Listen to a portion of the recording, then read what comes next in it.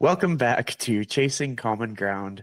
I had to make a quick pivot of video platforms, but I am proud and excited to bring back to the show Tim Gourlay, who was last on the show, if I remember correctly, in like 2018, which will kind of pay tribute to just how much has happened in that time and just how much of a legacy guest he's been. You've been here since the beginning. It's great to have you on, and I'm looking forward to helping our audience kind of catch up with what you've been up to since. So how are you doing today, Tim? Awesome. Yeah, thanks, Chris. I'm doing great. Today's a great Perfect. day for a great day. So I was reflecting on like the setting, the scenery of where we were at last time we recorded. It was during the time you were set up inside the vacant spot inside of the Kingsway Mall. And I remember we kind of like set up a table in the middle of there, and I had brought my microphone, which is ironic because we had some microphone issues today. But I had brought an old microphone. I had like a USB cord that didn't work. And then we had to switch to recording on a phone. And I think we actually did most of the podcast on an Instagram live to salvage the audio.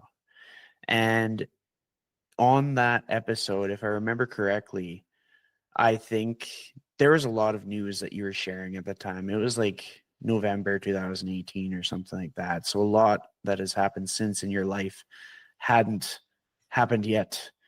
And so why don't you just kind of like story tell for us a little bit, bring us up to speed on what's happened since that interview? Sure. Well, during that interview, that was the first month of our FitSet Ninja Warrior activation, which the goal was this was a marketing activity that we were doing to create mass awareness in the city of Edmonton for our FitSet Pass program.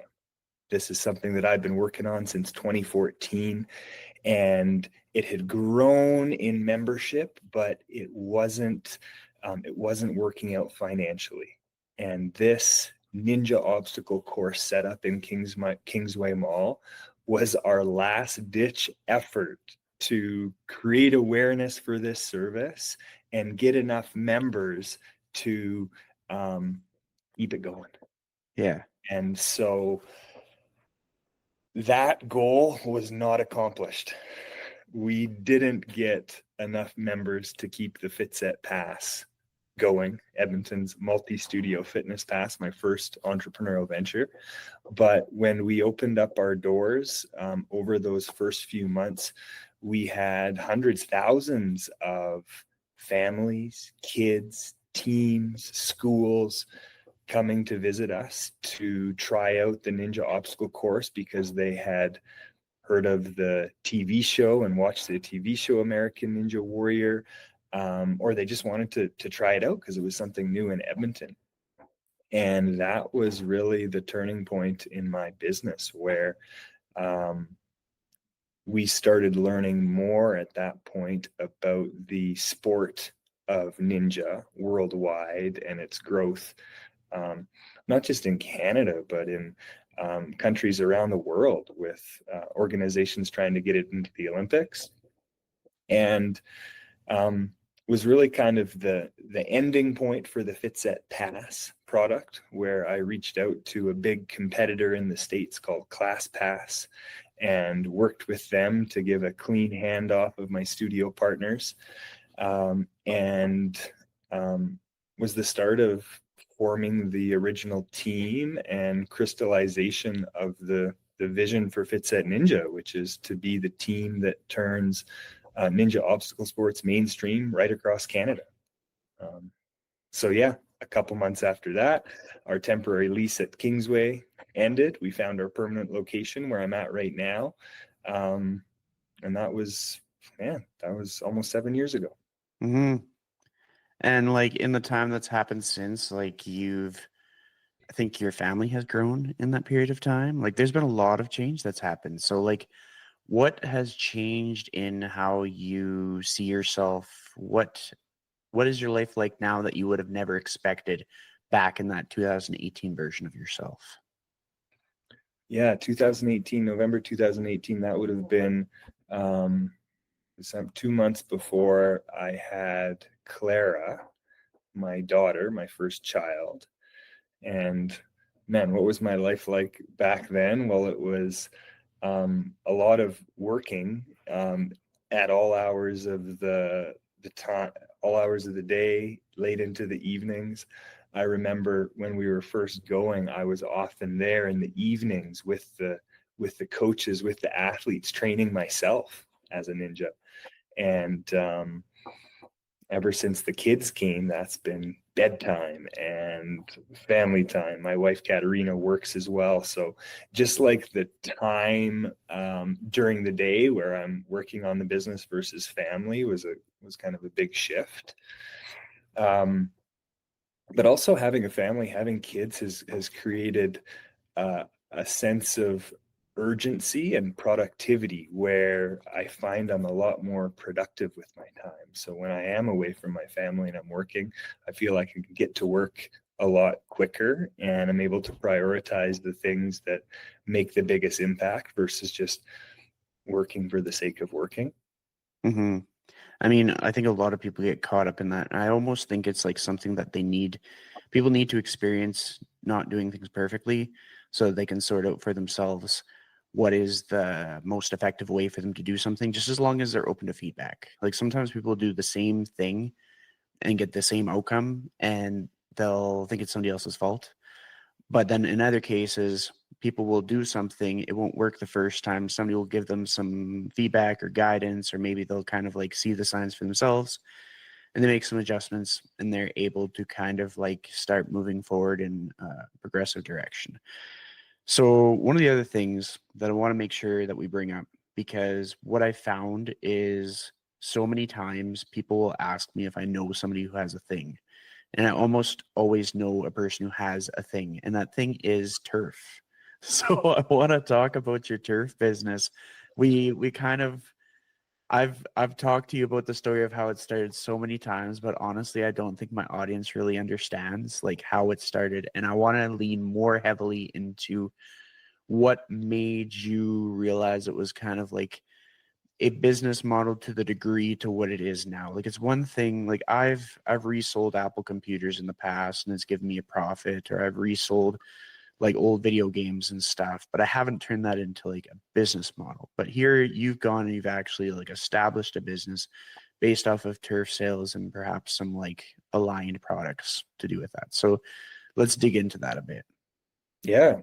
Thanks for asking, Chris. And the premise behind the turf was just the ability for me to um, allow myself to go with the flow and pull on this string that came. And I'll give you the backstory. We were about a year and a half into Fitset Ninja. This was 2020, and the pandemic came and the gym closed down. We went from just really finally getting into the swing of things in the business, moved into our current permanent location out of Kingsway, had formed our core team, and we're just getting in rhythm. And COVID happened and everything went to zero. And a lot of uncertainty, a lot of fear in the business community. And at that point, I really just had this mantra in my head that I was going to find an opportunity in the adversity. And we thought, let's clean up the gym. There's no one in here. We don't get an opportunity to like move all the mats and do like a deep clean reorganization. And we had this old piece of turf that we were like, let's just get rid of this, threw it out by the dumpster. And I looked at it. I'm like, you know what? Maybe someone will want this. My wife sells little knickknacks, things on Facebook Marketplace all the time. So I took my phone out, took a photo, posted it on Marketplace. And in 24 hours, there was 30 messages of people wanting little pieces of this turf, and ended up cutting it up for these people, generated a few $1,000s from selling it. And I just took a mental note. I said, wow, that was kind of easy. There was quite a demand for it. And a few weeks later, I was just scrolling the internet during COVID times, looking at an online auction, and the city of Leduc was auctioning off a full soccer field of turf. And I went on. I was the highest bidder, $5,000 for 15,000 square feet of turf. And we rented some U-Hauls. We went out, we chopped it up into pieces that we could fit in the U-Hauls, brought it back to the gym, put it up on Marketplace, and we tripled our money. A month after that, there was a soccer complex in the city doing the same thing, getting rid of their old turf. I was the first one on there. I snatched it up, got the turf. We did the same thing. And over those few months of people buying turf, there were people that came in and were like, you know what? I'm looking for something a little bit different. I'm looking for some longer turf, or I'm looking for a bigger roll. So we got on Alibaba. We put out a request for quotation, and about 20 different suppliers came back to us with prices. We got a bunch of samples, and we just said, okay, we like this one, that one, and that one. We sent our money to China. A sea container came a couple months after, and we started selling. Yeah. And that sold. And so we got 2 sea containers, and then we got 4 sea containers. And that was how the turf business originally started, was during the pandemic, where we just thought, okay, we got to do something. We got to like figure out some way to make some money. And just by luck, we saw that the market was looking for this turf, and just pulled on that string. Yeah, I like it. So as you've kind of refined yourself and developed, because I've seen the evolution of you over the past few years, like how you've gotten more like more focused, more dialed in, more like you almost set yourself up so that people can grow around you, which is like it's a very nuanced skill. Sometimes people want to do everything by themselves and it can kind of cannibalize a team. Whereas I have seen how you've been able to kind of like delegate things more, even just like the subtle things, like allowing somebody to kind of like oversee some of your appointments, but then also like building leaders within your team. And in that process, have you ever had any reflections where you looked back on like the version of you from like 2010 or 2000 and thought like, I'm glad that I learned that because it really helped me now?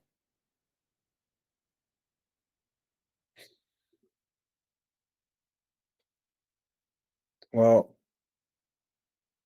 I've always known that I've wanted to build something bigger, much bigger than myself. And um, yeah, from 2010, from my early days of starting FitSet Ninja, um, I was always so resource constrained, just in startup mode, trying to get things off the ground. That the fear of bringing on additional people, being responsible for other people, being responsible for other people financially to provide for them, that fear always held me back from adding more people to the team. Where yeah, I would try to do everything, and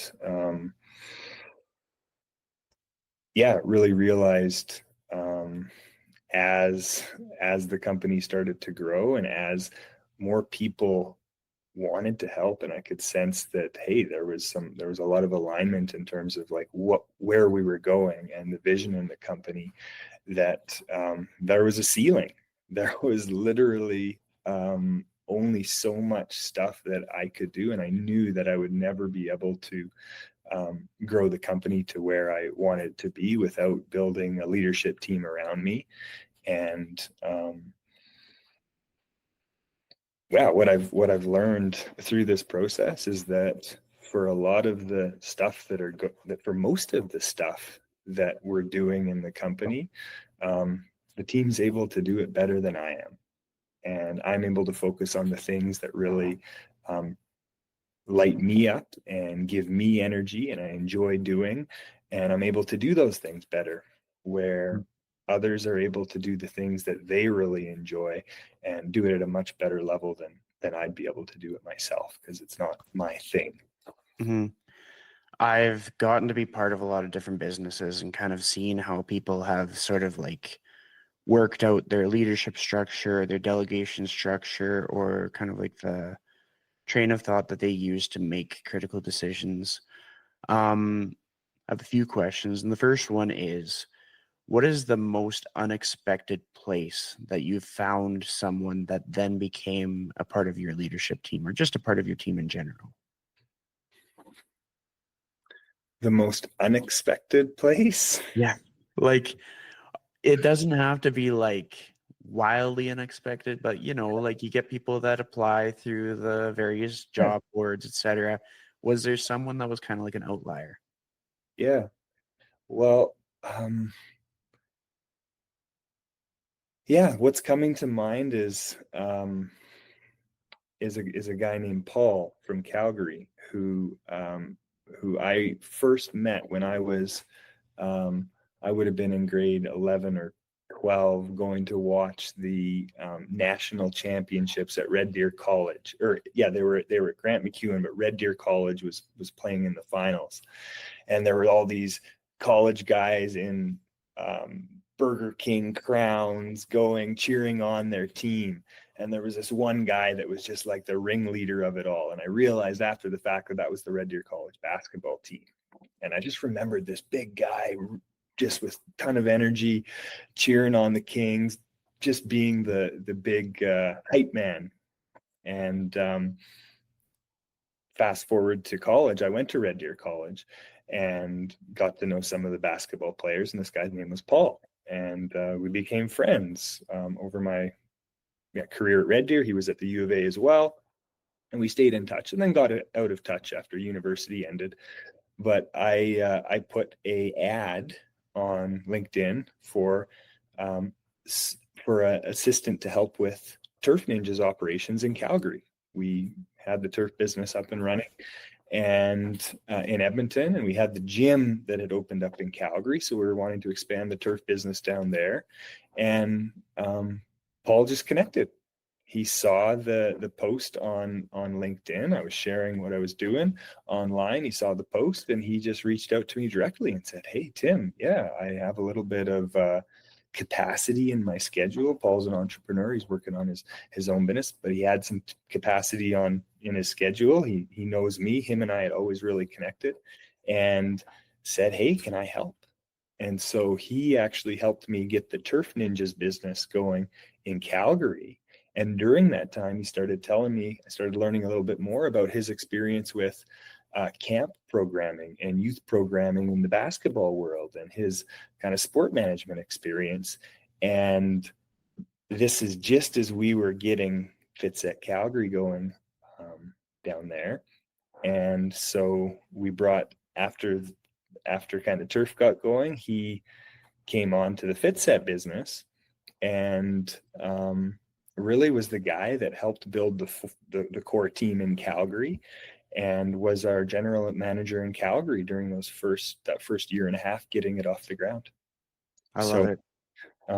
Just the connections, just by being able to let people know what you're up to and throw what you need into the universe. I've found that's one example of just how things will come together. Yeah, I mean, I definitely say the same thing to people, and I like when I'm able to kind of give people case studies of it happening, because like it's one thing for me to be like, oh yeah, try to nurture your old connections, tell people about your goals, enroll people in what your mission is, because you never know what'll happen. But when I can show them like evidence of something kind of transpiring over the years and like how it happened, it just kind of makes it a lot easier for people to be optimistic and for people to be kind of like innovators and problem solvers, rather than kind of like looking at situations and thinking like, I'm doomed, it's over, I'm destined for a tough life because I failed. Like, I think we need to have like these roadblocks and these failures and these ebbs and flows in our yearly revenue or our client books or whatever it is that we're looking at. Because without that, we lose out on the lessons.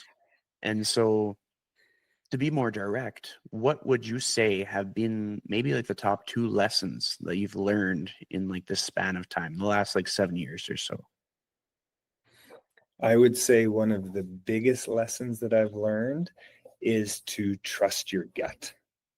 There's, especially when it comes to leadership and building a team, I really care about people. I really want the company to succeed. And especially in the early days, I really felt so grateful that people had chose to come and spend their time at FitSet Ninja and work with FitSet Ninja and help me move my vision ahead and choose FitSet Ninja as a place for them to work. And to a point where there were times where in my gut, I could tell that it just wasn't the right fit. It wasn't the right person. They didn't they weren't able to do the thing. And several times I wanted to believe that I could fix it, that I could coach them through it, that I could make it work. And also that I had just like a fear of hurting them. Mm-hmm. If they've chose to help me build my business, I should be grateful. And oh man, I gotta let them help me, and we'll figure it out. Where in my gut I knew, and that's been a feeling that I've had to harness a lot better, because we have over 100 people in the company right now, and we try and pick the ones that fit our values and culture.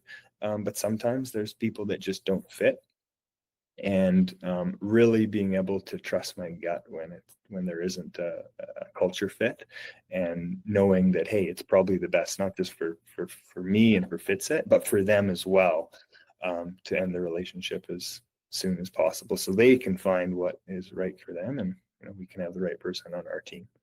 Definitely. So that's a big lesson. That's one example of trusting your gut, kind of on like the people and team side of things. But the other lesson is really to be patient. I've been working on this now for 11 years, 2014 when I started FitSet Pass.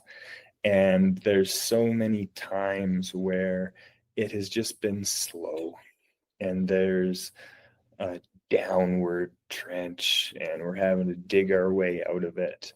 And there's a lot of times where it's just like, what? Oh, this is painful. And there are other opportunities. There are things that I could have done or thrown in the towel. But just being patient and knowing that in any business, there's downtime, there's grinding, there's this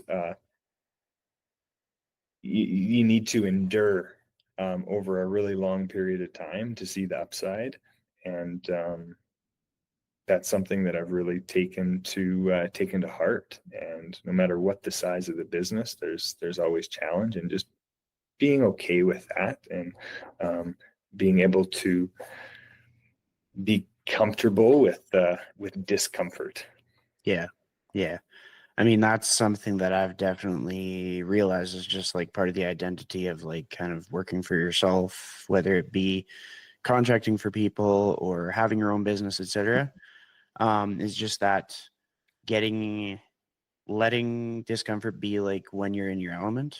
Like it's like, okay, we're not super comfy, but now what are we gonna do? Like, what are we gonna do with this situation here? And like kind of using that as like a stepping stone towards something really big. But something that comes up a lot for people is kind of like that mindset. And I'll give kind of an example that'll be hopefully tangible, not only to you, but to some of maybe the coaches who are listening, where it's like somebody can come up with a business concept and it's like bulletproof. Like there's nothing that could take it down. Nobody could be like, you didn't give me what I paid for, kind of thing. It could be something along the lines of online coaching, and it's based mostly around that accountability. So the person gets a text from the person every day, and they're getting the accountability that they paid for. But that coach is going to doubt themselves because they're thinking like, oh, there's so many other coaches, there's so many other this, there's so many other that. So you have this business model that serves either people looking to outfit or retrofit like their personal private gym space, or maybe doing some landscaping. And then you have this business model that serves like youth, schools, adults, all kinds of people. And there may be times when you're like, oh, but like, why me? It just should be some other company, or just like maybe you're kind of getting in your own head. Now the question time is that do you ever encounter this? And if you do, how do you pull yourself out? All the time, Chris. All the time. There's always challenges, and the bigger that the company has grown, um, the more there is misalignment with customers, with staff members, where they just don't see things the same way that I do. And that is tough. That is tough, especially getting criticism from, a customer about how we run our business, and disagreeing. That for me is still a challenge, is taking these things personally when people disagree with the business decisions that I make in the company, that I know in my heart are right, are the best decision for the people that work here, that is the best decision for our customers, and it is the best decision to actually move this company closer towards our ultimate vision of being right across Canada and being the pioneer of this sport in Canada. It really, it sometimes hurts when people have friction with that. Mm-hmm. Staff or customers, and it is something that I don't really know what the answer is to it, other than just I wish I could just deflect, not care at all about what other people think. It's something I'm working on. It's something that I think about often. It's like, okay, you know what, I deep down know what I want, and know my truth, and need to like go all in on my beliefs. I'm open to feedback. I'm really trying to build self-awareness. But yeah, sometimes I just go through the feels. I feel Yeah. it, I feel it, and then it passes, and I continue on. And I think over time, it's getting better. Yeah. I mean, that a lot of people can put themselves in your shoes there, and they might even like use examples that are more like social media based, or maybe they're thinking about like interactions that they had with like one person, but it felt like it was like 100 people. Um, and something that sort of comes to mind that kind of coincides with building a team is, as you are thinking about the direction that you want to go, and as you're thinking about assembling all the people that are going to work on your team in alignment with your goals, what are the things that you've learned to do that you've noticed brings out the best in people, even if you didn't expect the best to come from what you did? Yeah, great question, Chris. One of the things that I've learned that really helps attract the right type of people, and helps me work with people that want to work with Fitset Ninja, or even just be part of this community, is really consistently sharing the vision of where we want to go, and what we stand for, and why we do what we do. And it's something that I didn't do often in the early days because I wasn't really clear. I knew that the company should have a mission and a vision and a long-term plan, but in the early stages, realistically, I was just trying to stay in business and provide for my family. Mm-hmm. It took some time to crystallize really where we were going and what we stood for and understand the impact that we're making on people. So what we do now is every quarter, um, with my leadership team, we do a strategic planning session. And part of that planning session is reviewing our 10-year vision, reviewing our 3-year outlook, and making sure that there's still alignment on that. And that still the direction that we want to go, and reviewing what we stand for. So our core values, what the company is all about. And we go and we work on the plan, what we're going to do in the next year, what we're going to do in the next 3 months, what are the objectives, da, da, da. And then after that, we have an all hands meeting where we share that vision with the entire team. We tell them where we're going. We share wins. So all of the things that we've done in the last quarter that demonstrate why we exist, all the success stories, all the share messages that have came in from customers about how we positively impacted their lives. And we repeat the values for the people that have been here for a while, but for the new people as well. And we've developed, over the last 3 years, we've developed this quarterly rhythm where every quarter we meet as a leadership team, we talk about that stuff, we repeat it. Sometimes it's repetitive, but it is always reconnecting. It always helps us realign and just reconnect on like where we're going, why we're doing this thing, and what we really stand for. Because in the day-to-day, in the thick of it, and the getting the feedback, people coming and going, and sometimes that gets put on the back burner. So yeah, that's something that's really kind of helped me get the best out of the people that are working here, and really, yeah, attract the people that want to be here and want to be a part of this, and repel the people that don't. Yeah, I mean, there's a lot that can be taken away from that, even for somebody working independently, because like for me, I almost have like a system of values that people can kind of pick up on when they listen to my podcast or when they see like what I post about or what I talk about or how I show up. And it can sometimes be generalized or misinterpreted, but generally people get it right. And in setting up that way, that's oftentimes how I find the people that I work best with, whether it be like I'm helping them with like business stuff or helping them with training stuff. Like it could be I could help them with their website or podcast or whatever. But then you talked about goals. And it's interesting because for many years, I've asked all kinds of people if they have a 5-year plan or if they have like some goals set in mind.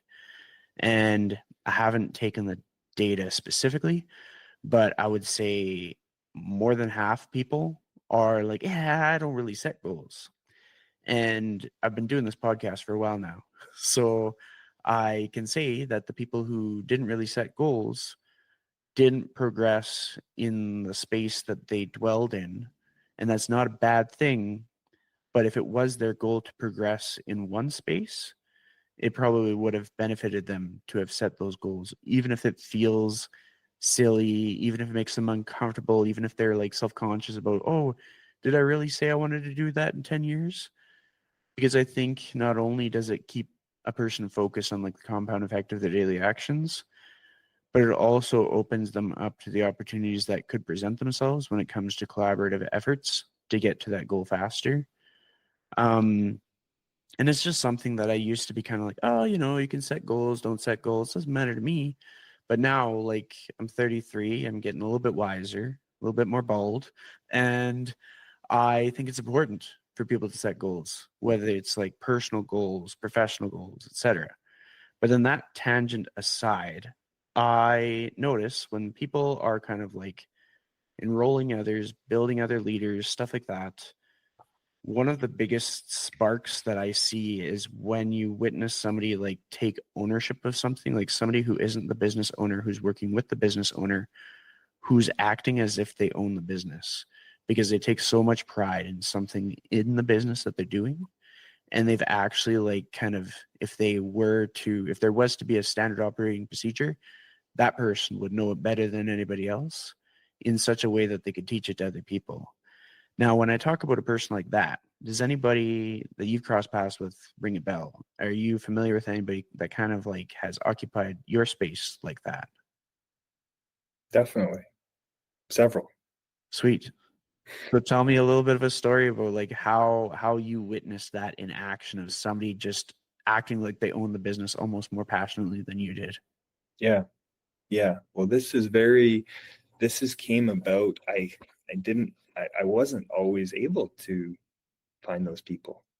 This wasn't natural where people will come in and really take ownership and really invest themselves fully in my vision, in my business.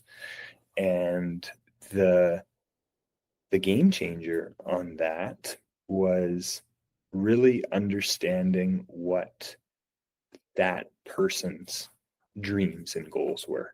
Really having a conversation to understand, where do you want to be in 5 years? What is your personal vision? Where do you want to live? What type of money do you want to make? What type of responsibility do you want to have? What do you want your job title to be?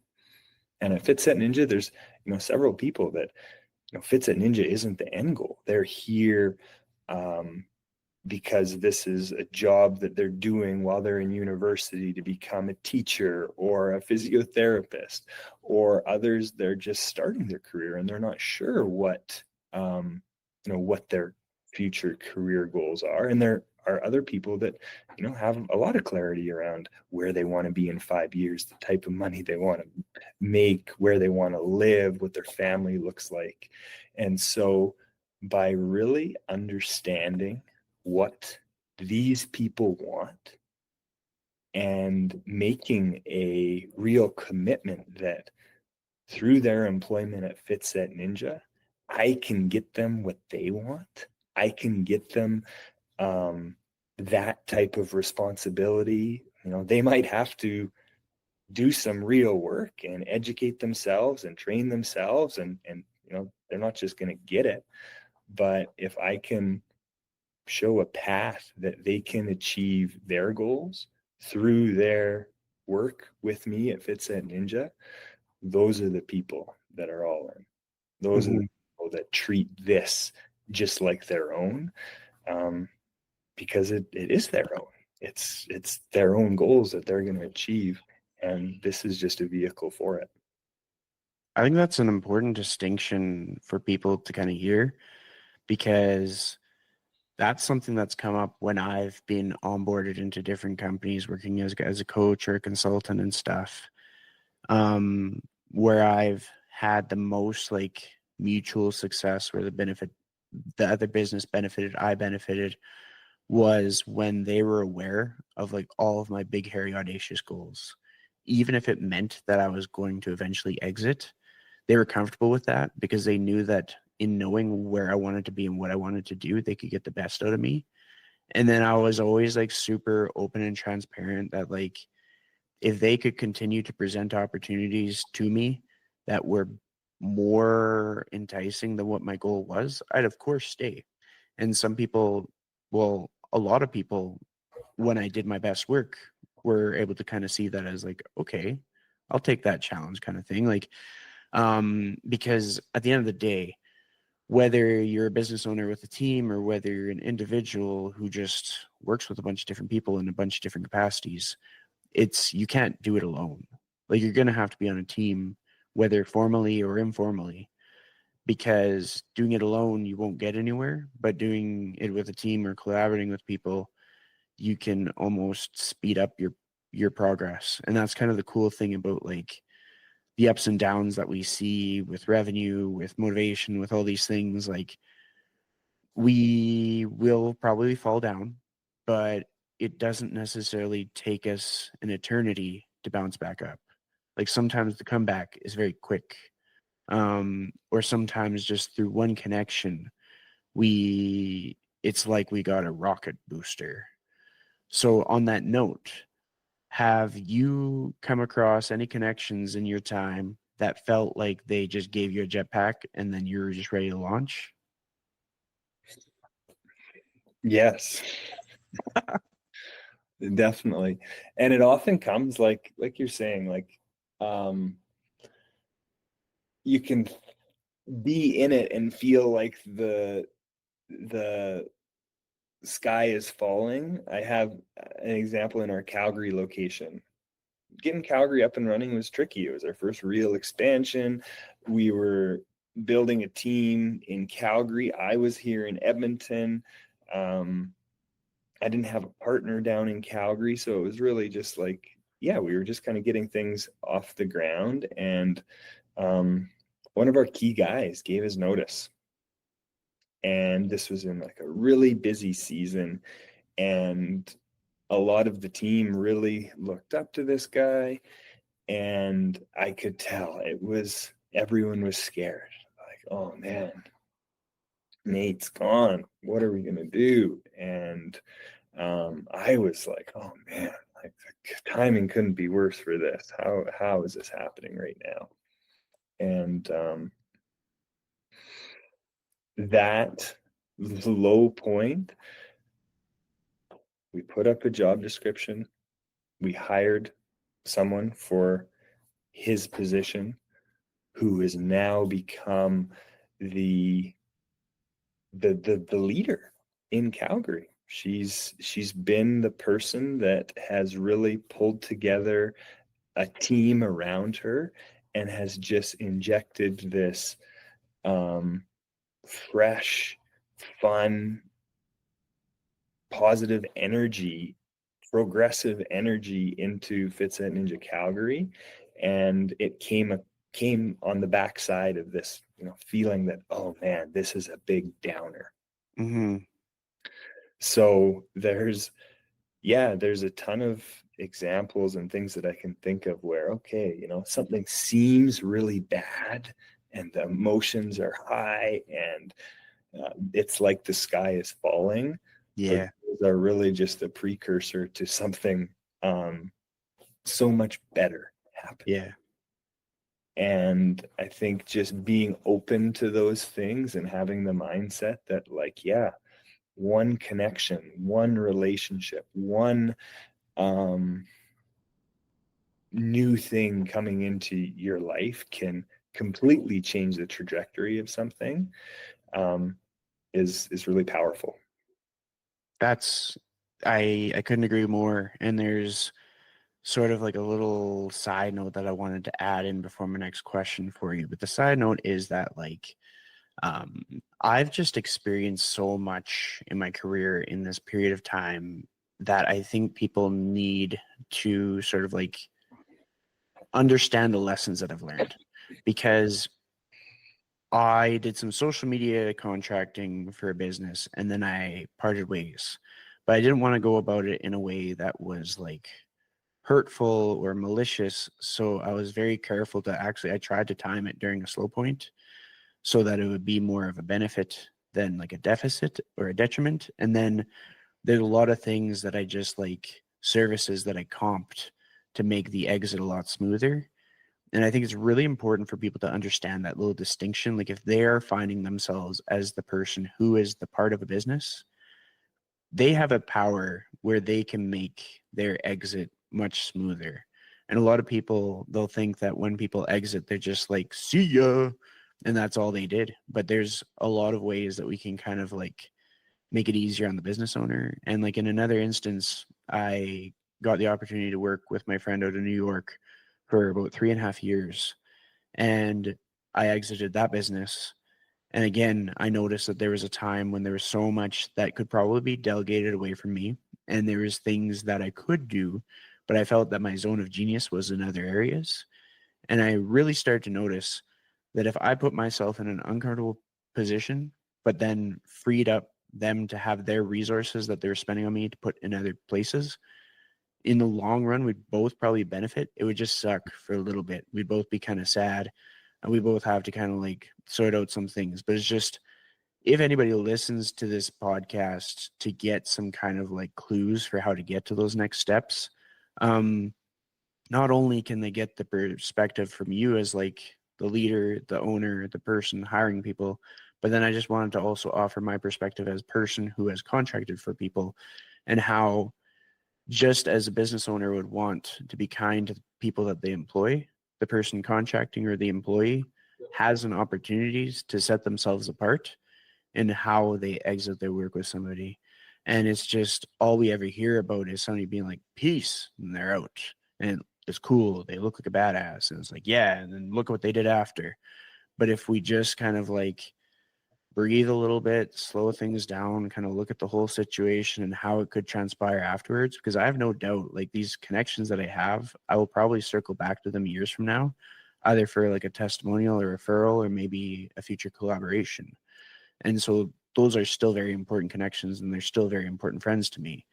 And whenever I say goodbye to a business or something, like they're never like necessarily relieved. There's usually some tension, but I just think it's important to make it easier on businesses, especially if you want to go the long run, especially if you have 10-year goals.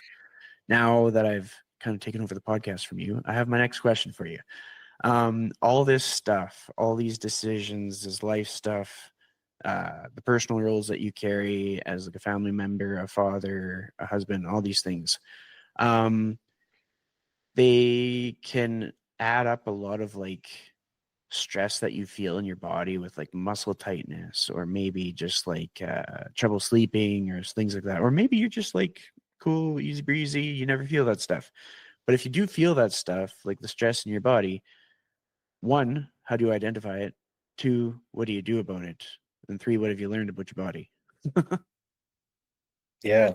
Um, yeah, the stress in my body. I mean, the one thing that I just held on to so strongly and consistently over the last 15 years is my physical fitness. It's something that I don't let drop. Um, there's times where I'll sometimes let my nutrition drop a little bit, but I don't let my physical fitness drop. And every year it's always a little bit better, a little bit better. I always never gonna let it go down, or I mean, as far as much as I can control, I want it to improve. And so that's really helped. I don't feel, if I'm feeling run down physically, it's often because of my training. And I'll book time. I'll get a massage. I'll go to a physiotherapist, get dry needled, and really do that type of rehab to just make sure that my body's performing. And it's the biggest hack you can get is Mhm. just active regularly. I try to live by the mantra of sweat every day. So no matter what, I'm getting out and moving my body. It's so easy when there's like, oh, you should take a rest day, or working out 4 times a week or 5 times a week or 6 times a week, that it just, for me, it leaves a decision on the table where, you know what, I don't feel like it, maybe I'll take a rest today. Where the mindset of like sweating every day, doing something to move your body, has helped me maintain that consistency. And hey, I'm not perfect. There's days where I don't, but I try my best to stay consistent to that, like sweat every day. No matter what, I'm going to move my body, even if it's just like a short jog or a walk or a stretch out or a roll out or something like that. That's Awesome. been key. I mean, that is an important distinction to call out. But first, I want to see, like, let's say there was like a major week where there's a lot of pressure on. I assume you track like your training volume to some degree, like sets times reps times load or something like that. Do you ever notice training volume fluctuate based on like work demand, even if it's all mental load? Yeah, yeah, definitely. And I I think like for you to have noticed that is important for people to hear, because sometimes like they forget to factor in that like training every day doesn't mean training the exact same volume every day. Like sometimes the volume can dip down, but you can still show up to train. But for yourself, you kind of started talking about what you sort of experienced with it. So what can you share about times when your training volume has kind of dipped or things that you've noticed? um that I just want to show up. That sometimes I'm just all right with just, hey, as long as I'm out there and I'm showing up, I don't need to push it to the max every time. If my body's beaten down and I'm sore, um, yeah, maybe I'm just going to do something to help. Maybe I'm just going to spend half an hour um, with my wife watching a show, but I got my roller and my lacrosse ball and I'm, rolling out my entire body and stretching out for an hour. Hmm. Um, yeah, sometimes the hardest part is just to like show up and just like start, do that first 10 minutes. And then every single time when I'm done or when I'm, through those first 10 minutes of getting into it, I'm just like, I'm glad I did this. There's no workout I've ever done where I'm like, you know what, I wish I just didn't do it. I wish I kind of gave in when I thought I didn't want to do it. I mean, even times when I've gone to jujitsu and like had a pretty brutal injury or something, like I've had one time where I almost bit through my lip, another time where I think I cracked a rib or something. I don't look back and think I wish I didn't go that day, which is obscure. There's lots of times when I'm like, this is probably one of the most like brutal fitness modalities I could have chosen, and maybe I'll choose a different one. But I've never had gone to jujitsu and thought I wish I hadn't.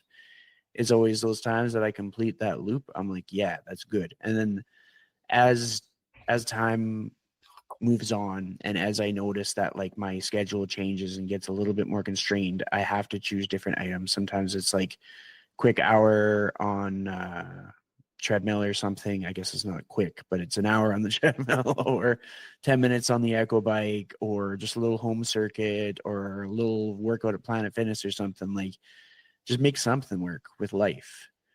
But I think we've gone over a lot of like good topics. We've kind of filled people in on the gaps. I'm confident this won't be the last time we hop on a podcast together. Now, I want to ask you a question that I've actually reintroduced into the rotation of the podcast, and it's one I've asked you before. So maybe you'll have some fresh advice this time.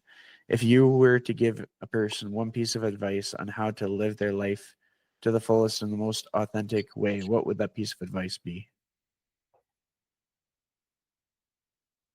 What's coming through right now is kind of related to the conversation we were just having about, just showing up to the workout, even when you don't want to do it, but applying that to all aspects of life. I woke up this morning, my alarm went off, and I told myself I was going to get up. So I got up and I went and I made myself a coffee. I sat down and I opened my book and I was this close to say, I just going back to bed. And I just held on. And once I got into it, I got some stuff done that I wanted to do. I was just so glad that I did it. And I just have so many examples and so many times where I've done that and I just feel so much more confident in myself. I feel so much better. And there's so many times where I haven't done that, where I haven't shown up and I've lost that confidence and I feel like I've just came back. So um, my advice to those listeners is to just show up to the things that sometimes might not want to do or might feel scary or is going to be painful or is going to be a drag. To pull up a chair, to start, to put on your shoes, to go talk to that person, to have that conversation that you don't want to have, to do that thing that's might feel really scary, but you have to do it, to just show up to those things. Because yeah, that's my advice. It's good advice, and I think it'll serve the people well. So I just want to say thank you again, Tim, for joining me back on the show today. My pleasure, Chris. Thanks for having me.